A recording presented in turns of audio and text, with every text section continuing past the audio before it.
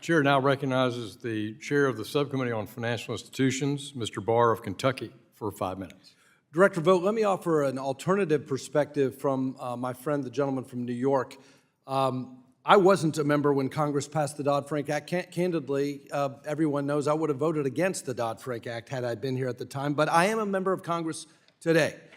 And the fact of the matter is, you're not disregarding the statute.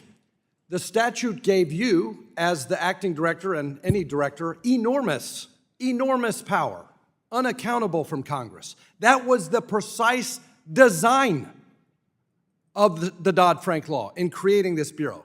And so to the extent my friend from New York has a problem with you exercising the enormous discretion that Congress conferred upon you, it's his fault. It's the fault of the authors of the Dodd-Frank law. That is precisely why we have attached to this hearing a reform package that should be bipartisan.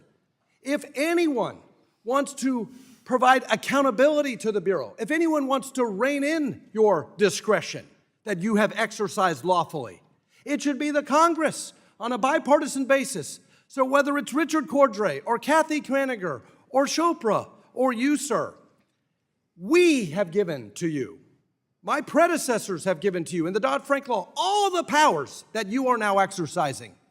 So if my friends on the other side of the aisle have anyone to blame for the actions that you have taken, they need to look in the mirror because they have given you the power that you have exercised here today. Has the gentleman been confirmed by a Senate? That is precisely why we have offered this reform package today. Director Vogt, over the years, many stakeholders have expressed concern that the CFPB's Civil Investigative Demand Authority has been exercised with limited transparency and few meaningful procedural safeguards, making it difficult for recipients to understand the basis for an investigation or to challenge overly broad requests before incurring significant costs. Those concerns undermine confidence in what should be a fair and objective investigative process.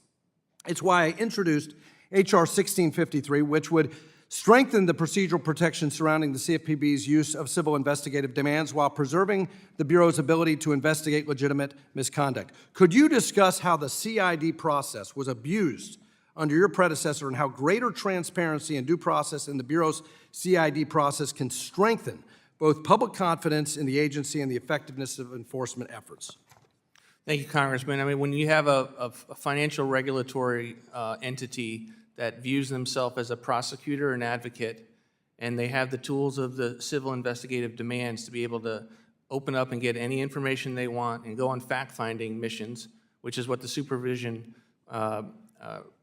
aspects of the job often look like, you have great opportunities for mischief. And I think your bill is the kind of thing that needs to be done to bind the agency. And rarely do you have an agency head that comes to you and says, please bind our agency in as many ways as you possibly can because of the degree to which it has acted abnormally. Well, under your predecessor, the CID process was a fishing expedition. There was no requirement that they had to actually identify suspected illegal conduct. They just went in and they harassed law-abiding American companies and bankrupted them with this Gestapo tactics. That's why we need my bill and to reform CID and put some modicum of due process into the system.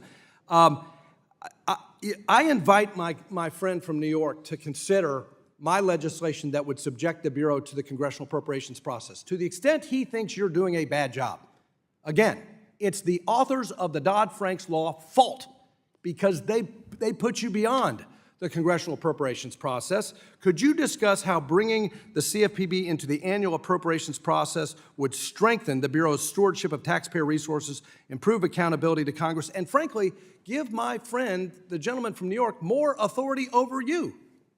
It's the most important reform that you can do, full stop. The extent to which an agency has to come to Congress and justify the activities that it does in conjunction with the resources that it is requesting from the appropriations process, I do not understand why Congress would ever provide funding to an agency outside of that process.